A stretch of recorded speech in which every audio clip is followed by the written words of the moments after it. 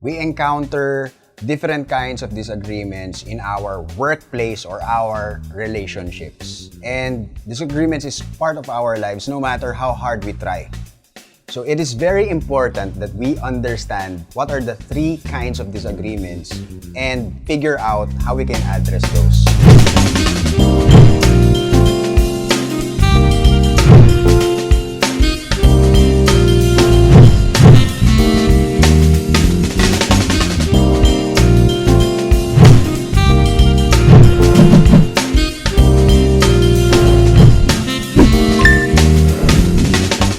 For our topic for today, you just remember yung acronym na ECHO.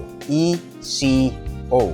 So the 3 kinds of disagreements are evidence-affected disagreements, context-affected disagreements, and opinion-affected disagreements.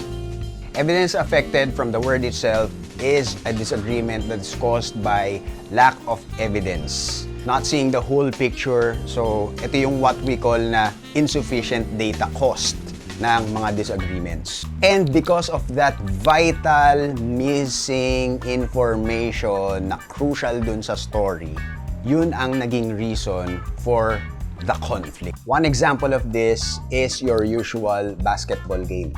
May nakaaway ka kasi may nanuntok sa teammate mo. And upon doing the replay, nakita mo na yung teammate mo pala yung nanguna. So because of that lack of evidence na hindi ka aware and nakita mo na lang, yun ang nag-cause ng conflict doon sa kaaway mo. So what we should do is we improve yung isang aspect ng ating emotional intelligence na what we call the self-management. In that step, we catch our first impulse, take a look at it, reflect, and respond logically, not emotionally.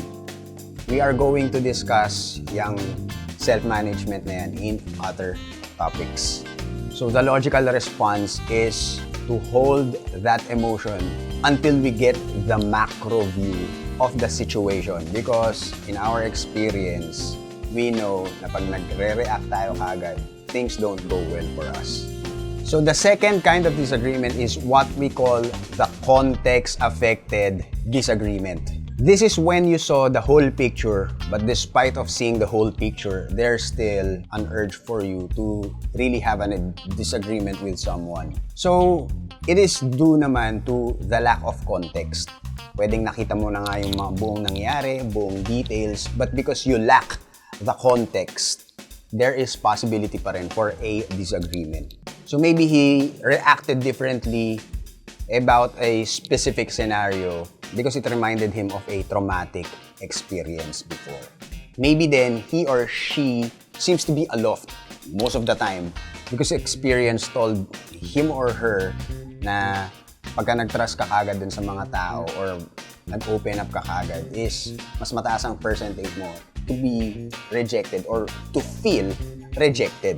Siguro meron din mga trust issues before. So one example I use all the time, every time I'm going to talk about the disagreement that are affected by context is the story of Darth Vader. You're a Star Wars fanatic and you've watched episodes 4 to 6. You can see that Darth Vader is really the villain, is really the bad guy in the story. But when you watch yung episodes 1 to 3, you can understand where he's coming from because mas makikilala mo si Anakin Skywalker and you will understand the reason behind yung darkness niya. So before making any conclusions or even broadcasting lahat ng mga sama ng loob natin on social media or to other people, know that workmate, know that coworker, and that classmate that is pretty tough to love. Go with them, understand where they're coming from. Build relationship, build familiarity, and build trust. And you will see that you'll have your magic on them that other people can't figure out. And last but not the least is what we call the opinion-affected disagreements. For me, ito yung pinaka-hard i-solve sa lahat. Because to simply put, this is what we call the conviction differences. These conflicts usually happen sa latter stages na ng career ng mga tao.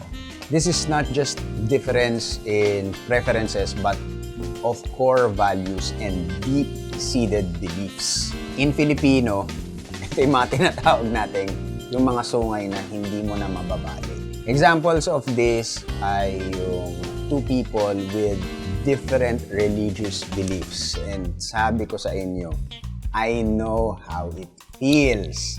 And super hirap niyan. I've been there and I tell you that relationship moralities are deeply affected by their religious convictions and theological beliefs. The same can be said sa mga people na merong different generations. Both scenarios na sinabi ko differ in three things: what to do, how to do it, and why do it.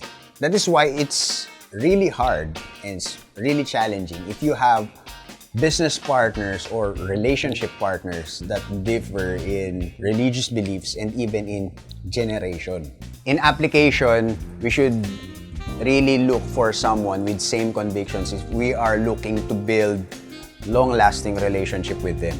Or commit to that relationship with the acceptance that you will have to agree to disagree all the time just to preserve that relationship.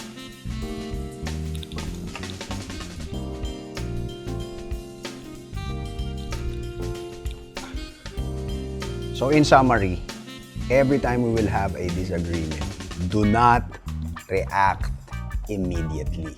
Step back, analyze the kind of conflict, and react accordingly. This will help you discipline your subconscious, manage your relationships, and improve your influence. So once again, I'm Paul Leguia, your life coach. Have a great day.